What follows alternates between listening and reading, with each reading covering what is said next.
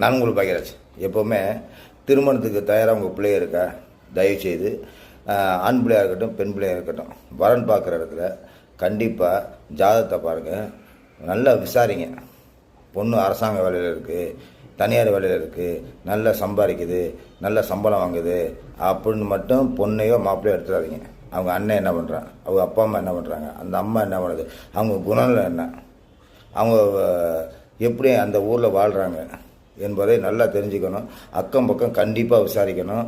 கண்டிப்பாக ஒரு வார காலமாவது அங்கே இருந்து விசாரிங்க. விசாரித்து அதற்கு பிறகு உங்கள் பிள்ளைகளுக்கு அந்த ஜோடியை இணைத்து திருமணம் செய்யுங்க. இல்லைன்னு வச்சுங்க, உங்கள் அந்த பிள்ளையோட வாழ்க்கை நரகமாக போயிடும். இந்த மாதிரி பல குடும்பங்கள் இப்போ தாய் தகப்பனவர்கள் சரியான முறையில் விசாரிக்காமல் கல்யாணம் பண்ணதால தான் இன்றைக்கி நீதிமன்றத்தில், அதாவது டைவர்ஸ் கேட்டு கிட்டத்தட்ட லட்சக்கணக்கான பேர் கோர்ட்டு நிற்கிது.